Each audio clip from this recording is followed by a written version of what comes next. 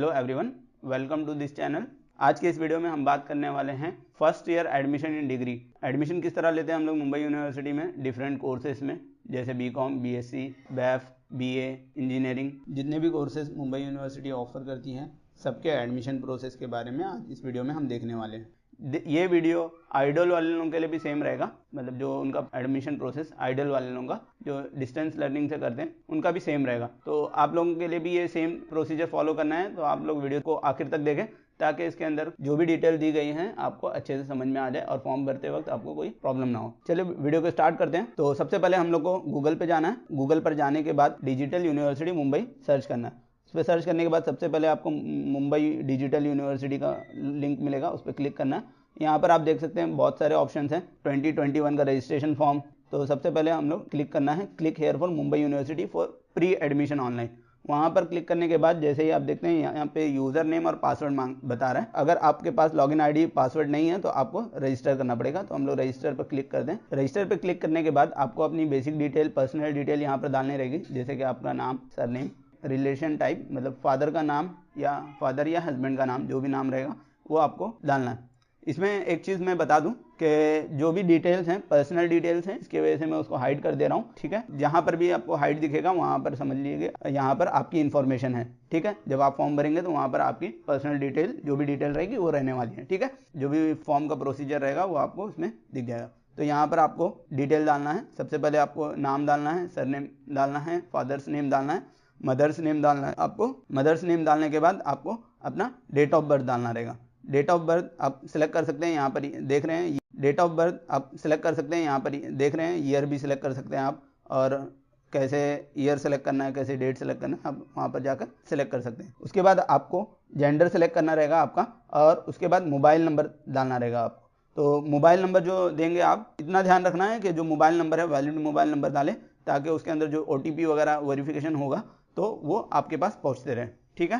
तो यहाँ पर मोबाइल नंबर डालने के बाद आपको सेम नंबर वापस कंफर्म करना है। कंफर्म करने के बाद अपनी ईमेल आईडी यहाँ पर डालना है। आपकी वैलिड ईमेल आईडी है वही डालिए, ताकि जो भी मेल वगैरह आएगा तो आप तक पहुँचते रहे, ठीक है। ये सब चीज़ डालने के बाद आपको यहाँ पर आपको एक्सेप्ट करना रहेगा जो भी टर्म्स एंड कंडीशन जो भी हैं, तो आप इसको पढ़ सकते हैं या फिर directly click I have read पे क्लिक करने के बाद एग्री पर क्लिक करना है। जैसे ही आप एग्री पर क्लिक करते हैं तो आपके पास एक नया पेज ओपन होएगा और वहाँ पर आपको बताएगा कि आपके पास OTP गया हुआ है।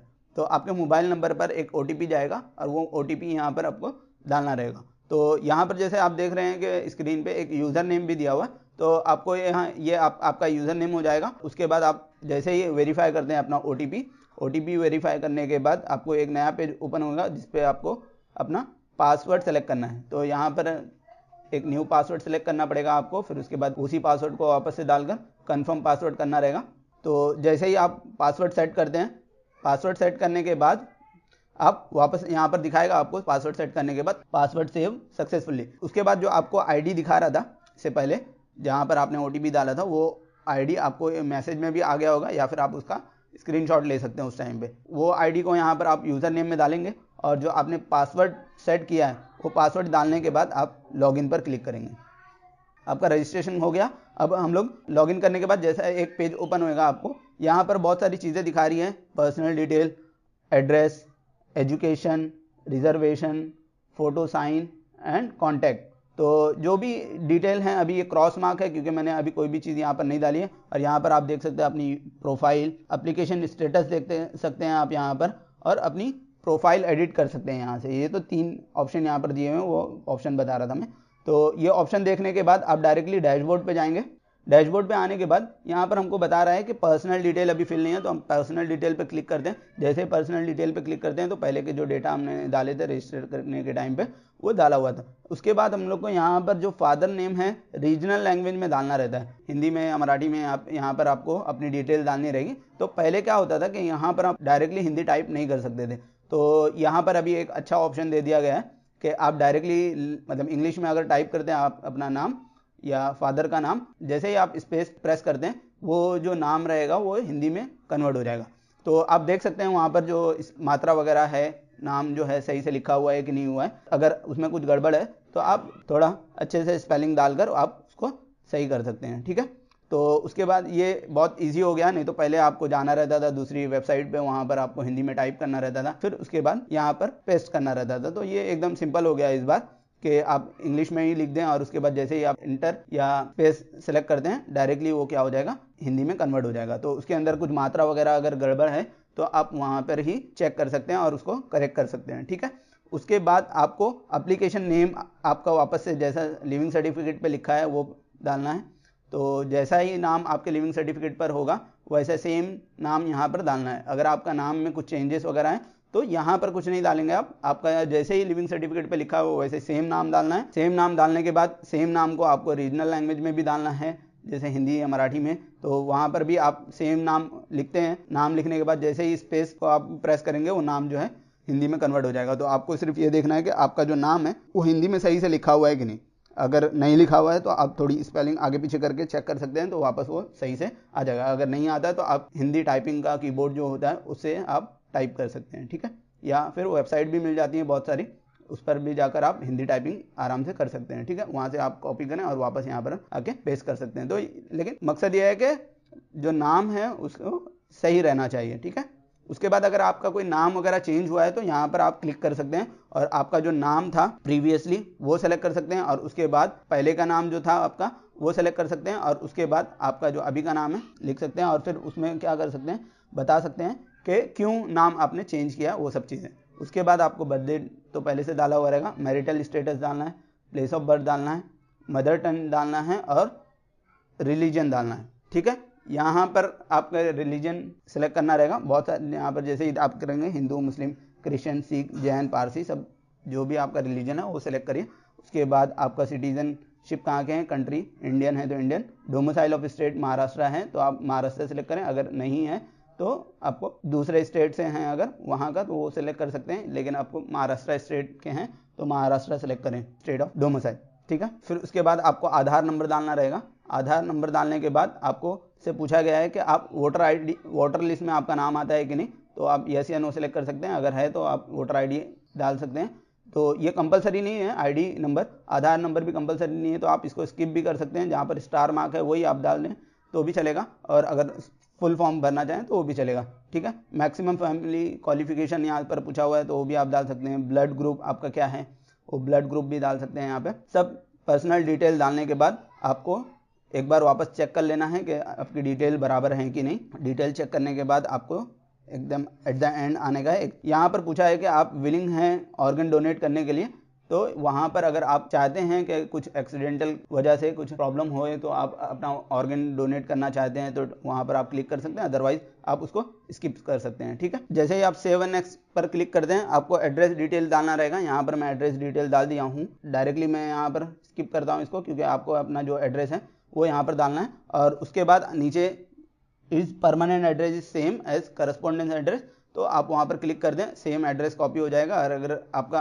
करस्पॉन्डेंट एड्रेस और परमानेंट एड्रेस अलग अलग है तो आप वहाँ पर अलग अलग एड्रेस डाल सकते हैं। जैसे ही आप सेव नेक्स्ट क्लिक करेंगे आपको आ जाएगा एजुकेशनल डिटेल पे। एजुकेशनल डिटेल पे आने के बाद आपको अपना डिटेल डालना है, ठीक है। तो डिटेल डालने के बाद आपको सबसे पहले क्या करना है कि एसएससी जो आपने किया है 10th स्टैंडर्ड वो उसको आपको सेलेक्ट करना है। 10th स्टैंडर्ड के कॉलम में जाना है, वहाँ पर आपको अपनी डिटेल डालनी है। कौन कौन सी डिटेल डालनी है मैं बता दे रहा हूँ। सेलेक्ट करना है आपने जो बोर्ड था, आपका बोर्ड था इंडियन बोर्ड था या फॉरेन बोर्ड था, वो आपको क्लिक करना है। उसके बाद आपको अगर फॉरेन बोर्ड था तो आपको कौन सी कंट्री से थे और सब जो डिटेल है वो आपको फिल करना रहेगा। अगर आप इंडिया में किसी बोर्ड से थे तो इंडियन सेलेक्ट करो, और फिर उसके बाद महाराष्ट्र स्टेट बोर्ड अगर आपका था तो वो सेलेक्ट करो। स्टेट कौन से स्टेट से आपने पढ़ाई की है वो सेलेक्ट करो। उसके बाद बोर्ड सेलेक्ट करना है आपको और स्ट्रीम सेलेक्ट करना है आपको, और उसके बाद आपका कॉलेज का नाम डालना है। तो कॉलेज के नाम डालने के बाद आपसे पूछा गया है कि पास हो गए हैं आप या रिजल्ट का वेट कर रहे हैं या फेल हो गए हैं।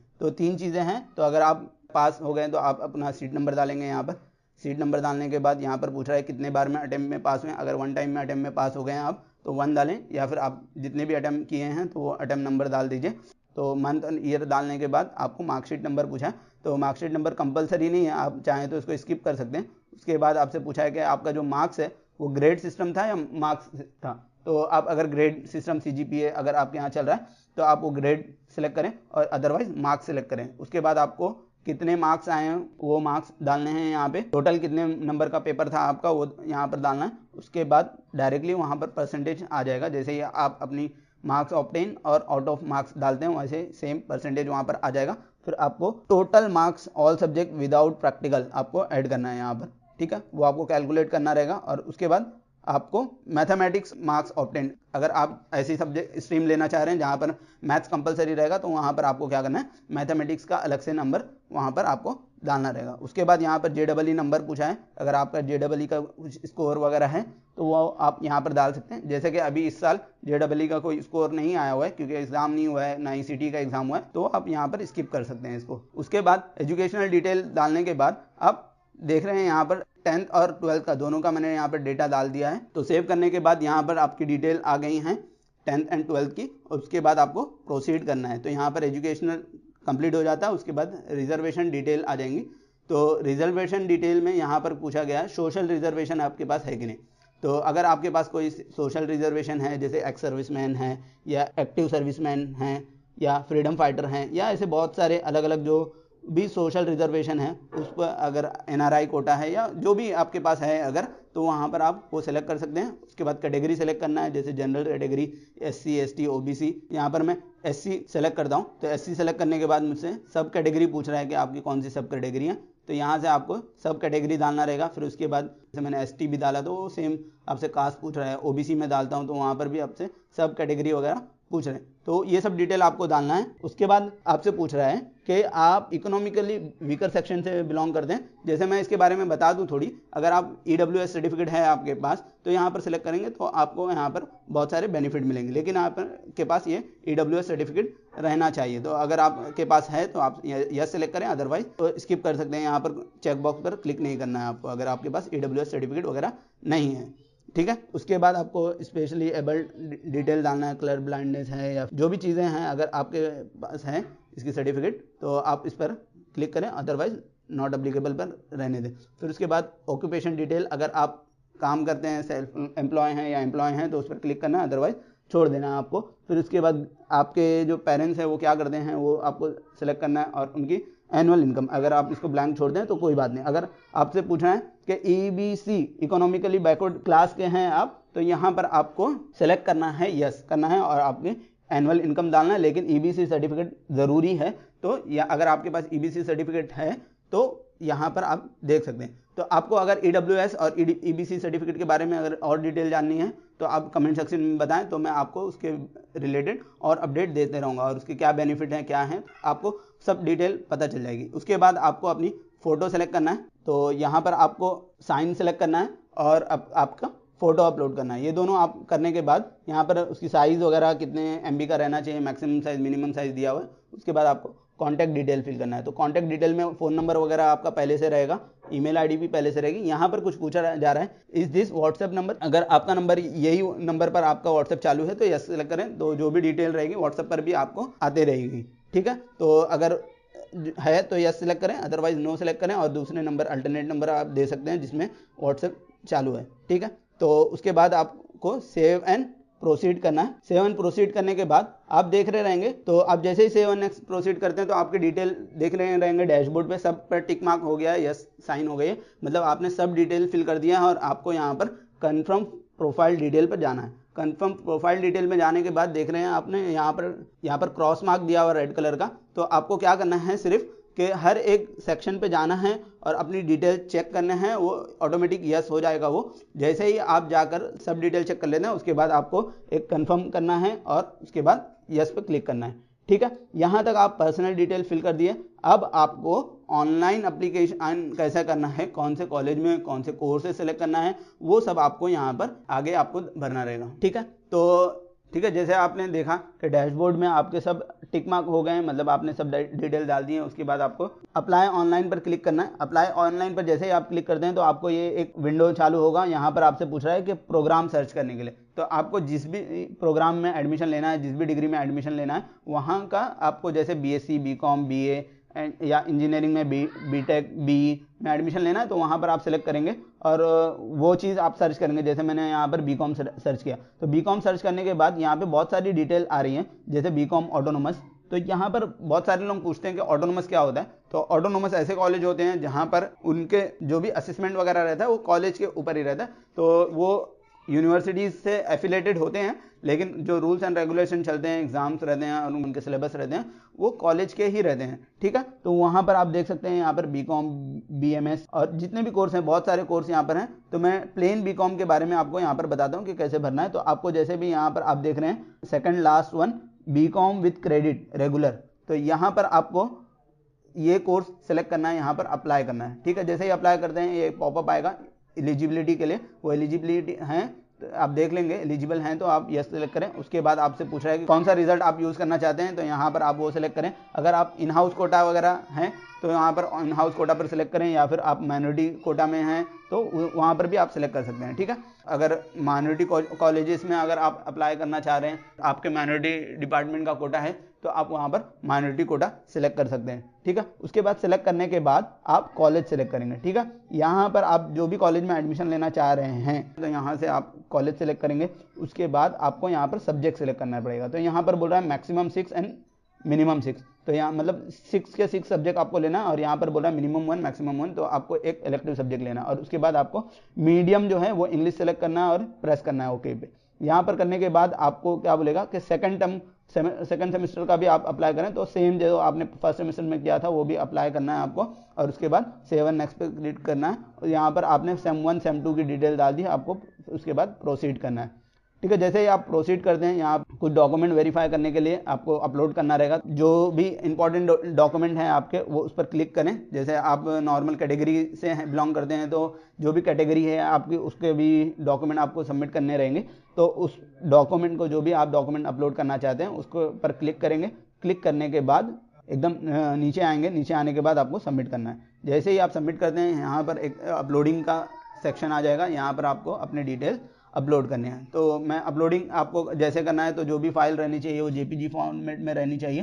तो यहाँ पर मैं कुछ अपने जो डिटेल हैं वो फिल कर रहा हूँ, मैं इसको थोड़ा ब्लर कर दिया हूँ। तो यहाँ पर आप डिटेल अपलोड कर सकते हैं। तो जो भी इसमें क्राइटेरिया है आप उस हिसाब से अपने डॉक्यूमेंट सबमिट कर सकते हैं, अपलोड कर दें। अपलोड करने के बाद आपको प्रोसीड करना है, ठीक है। जैसे ही अपलोड हो गए आपको प्रोसीड करना है। प्रोसीड करने के बाद यहाँ पर आपको fees payment, admission fees payment या फिर प्रिंट, तो सबसे पहले यहाँ पर जाके आपको अपना जो डॉक्यूमेंट है वो प्रिंट करना है। प्रिंट करने के लिए यहाँ पर एक सिस्टम है ई सुविधा टिकट का। आपको अगर अपना एप्लीकेशन अगर प्रिंट करना है तो यहाँ पर आपको प्रिंट ई सुविधा टिकट पर क्लिक करना रहेगा। तो जैसे ही आप ई सुविधा टिकट पर क्लिक करते हैं तो क्लिक करने के बाद आपको एक डॉक्यूमेंट आएगा और उसको आपको क्या करना है, सेव कर देना है, ठीक है। सेव करने के बाद जैसे ही आप सेव करते हैं या प्रिंट कर लें आप, तो इसके अंदर एक वेरिफिकेशन कोड रहेगा। तो ई सुविधा टिकट का इतना ही काम है। तो वो जो वेरिफिकेशन कोड है उसको आपको कॉपी करना है और वापस से उसी पेज पर आना है यूनिवर्सिटी के, और यहाँ पर आपको वेरिफिकेशन कोड यहाँ पर इंटर करना है। तो मुझे जो वेरिफिकेशन कोड आया था मैं यहाँ पर वेरिफिकेशन कोड इंटर करता हूँ। वैसे जैसे इंटर करते हैं आपको अपना एप्लीकेशन फॉर्म यहाँ पर मिल जाएगा। तो आप या इसको प्रिंट कर सकते हैं, या प्रिंट कर दें आप, या इसको सेव कर दें। तो इसके बाद आप बाद में इसको प्रिंट ले सकते हैं अगर आप सेव कर दें हैं तो, ठीक है। तो इससे क्या होगा कि अब यहाँ पर हमने तो फॉर्म भर दिया है, लेकिन हमारा अभी तक कॉलेज से कुछ कांटेक्ट नहीं है, ना ही हमने कॉलेज पता है कि वहाँ एडमिशन होगा या नहीं। ये फॉर्म भरने से हमारा एडमिशन हो गया ये गारंटी नहीं है कुछ। ये फॉर्म भरना सिर्फ हमको कंपलसरी है, क्यों? क्योंकि हम जब कॉलेज में अप्लाई करेंगे तो वहाँ पर ये फॉर्म हम लोग को देना रहेगा। तो यहाँ पर फॉर्म सबमिट करने के बाद हमको क्या करना है, कॉलेज में जाना है, कॉलेज की वेबसाइट वगैरह पे जहाँ पर भी एडमिशन फॉर्म स्टार्ट हो रहा है कॉलेज में, वहाँ जाना है। वहाँ जाने के बाद आपको ये फॉर्म वहाँ पर अपलोड करना है। जैसे अभी बहुत सारे लोग क्वेश्चन कर रहे हैं मुझसे कि जैसे पहले ऐसा होता था कि हम कॉलेज में जाते थे, फॉर्म सबमिट करते थे, उसके बाद एडमिशन स्टार्ट होता था। तो इस साल कोरोना की वजह से कॉलेज बंद है, तो क्या होगा? तो आपको क्या करना रहेगा, अगर जो कॉलेज है वो ऑनलाइन कुछ एडमिशन प्रोसेस स्टार्ट करेगी, वहाँ पर जाकर आपको ऑनलाइन एडमिशन फॉर्म भरना रहेगा। तो आपको एक चीज़ बता दूं, ये जो फॉर्म है हमने अभी भरा है, एक कॉलेज में हमने सेलेक्ट किया है, एक कोर्स सेलेक्ट किया है, तो इसका मतलब ये नहीं है कि आपने ये कोर्स में एडमिशन लेना ही है या ये कॉलेज में एडमिशन लेना ही है। यहाँ पर हमने ये अप्लाई किया है कि हमको विश करते हैं कि ये कॉलेज में हमको एडमिशन मिलना चाहिए। लेकिन अगर आपको किसी भी रीज़न की वजह से आपको ये एडमिशन नहीं मिलता, या आप बाद में कुछ और कोर्स सेलेक्ट करना चाह रहे हैं, आपका मन कर रहा है कि कुछ और एडिट करना है, कोई सब्जेक्ट चेंज करना है या स्ट्रीम चेंज करना है, तो आप बेफिक्र होकर वापस अपने डैशबोर्ड पे आएंगे वहाँ से आप वापस से सबमिट कर सकते हैं। ठीक है, तो मैं आपको एक बार मैंने सबमिट कर दिया, वापस से एक कुछ भी मैं अलग कोर्स में अलग सब्जेक्ट के साथ मैं एक आपको बता दूं कि कैसे होता है। तो यहाँ पर आपको वापस से ऑनलाइन पे अप्लाई पर क्लिक करना है, आपका कोर्स सेलेक्ट करना है। तो जैसे मैं यहाँ पर बीएससी डाल रहा हूँ, यहाँ पर बीएससी डालने के बाद बहुत सारे बीएससी कोर्सेज आ जाएंगे। आपको प्लेन बीएससी का मैं बता दे रहा हूँ और आपका जो अलग कोर्स रहेगा वहाँ पर आप देख सकते हैं। तो यहाँ पर मैं बीएससी विथ क्रेडिट रेगुलर, ठीक है, तो यहाँ पर मैं अप्लाई पे क्लिक करता हूँ। ये इन्फॉर्मेशन आप पढ़ लेगा, एग्री करता हूँ मैं यहाँ पर। उसके बाद आपको पूछा है कि कौन से रिजल्ट से आप अप्लाई करना चाह रहे हैं। तो मैं यहाँ पर HSC का 12th का जो रिजल्ट है उससे अप्लाई कर रहा हूँ। यहाँ पर उसको क्लिक करने के बाद प्रोसीड करता हूँ। उसके बाद हमें कॉलेज सेलेक्ट करना रहेगा। तो यहाँ पर मैं कॉलेज सर्च करता हूँ, कौन से कॉलेज में मुझे अप्लाई करना है। कॉलेज सेलेक्ट किया मैंने। सेलेक्ट करने के बाद आपको यहाँ पर सब्जेक्ट सेलेक्ट करना रहेगा। तो यहाँ पर मिनिमम 1 मतलब आपको कम से कम एक सब्जेक्ट लेना रहेगा। यहाँ पर ये कंपलसरी सब्जेक्ट्स हैं, तो आपको कंपलसरी सब्जेक्ट्स में क्लिक करना रहेगा। तो ये जो भी सब्जेक्ट्स हैं उस पर आप क्लिक करेंगे जो आपको सब्जेक्ट चाहिए मिनिमम। उसके बाद आपको मीडियम ऑफ इंस्ट्रक्शन आपको इंग्लिश करना रहेगा। उसके बाद आपको नीचे प्रोसीड पर क्लिक करना रहेगा। उसके बाद जैसे ही आप प्रोसीड पर क्लिक करते हैं आपसे सेकंड सेमेस्टर के डिटेल मांगेगा। सेकंड सेमेस्टर के भी सब्जेक्ट आप यहाँ पर सेलेक्ट करेंगे। तो सब्जेक्ट सेलेक्ट करने के बाद सेम सब्जेक्ट आपने जो लास्ट टाइम किया था वो सेम सब्जेक्ट यहाँ पर भी सिलेक्ट कर सकते हैं। यहाँ पर सब्जेक्ट मैं सिलेक्ट कर लिया और उसके बाद मैं प्रोसीड करता हूँ। ठीक है, तो प्रोसीड करने के बाद प्रोसीजर पहले की तरह आपको फॉलो करना है। जो भी डॉक्यूमेंट आपको अटैच करने के हैं वो डॉक्यूमेंट को क्लिक करना है, उस चेकबॉक्स को क्लिक करना है और उसके बाद आपको प्रोसीड करना है। यहाँ पर डॉक्यूमेंट चेक करने के बाद आपको प्रोसीड करना है और उसके बाद आपने अपने डॉक्यूमेंट जैसे आपने पहले देखा था अपने में डॉक्यूमेंट को अपलोड करना है। अपलोड करने के बाद उसके बाद आपको अपना प्रिंट करना है फॉर्म प्रिंट करने के लिए आपको एक ई सुविधा टिकट आएगा। उस टिकट को यूज़ करके जो भी आपको वेरिफिकेशन कोड देगा वो वेरिफिकेशन कोड डालना है और आप अपना फॉर्म है वो देख सकते हैं और उसको प्रिंट या सेव कर सकते हैं। ठीक है, तो इस तरह आप मल्टीपल कॉलेज में और मल्टीपल सब कोर्सेज में आप सिलेक्ट कर सकते हैं, फॉर्म सबमिट कर सकते हैं। अगर आपको कोर्सेज के बारे में और सब्जेक्ट के बारे में, कॉलेजेस के बारे में और अगर किसी भी चीज़ के एडमिशन प्रोसेस के बारे में कुछ भी क्वेरी आती है तो आप कमेंट सेक्शन में बता सकते हैं। हम जल्द से जल्द इसको रिप्लाई देने की कोशिश करेंगे। Thanks for watching this video. Like this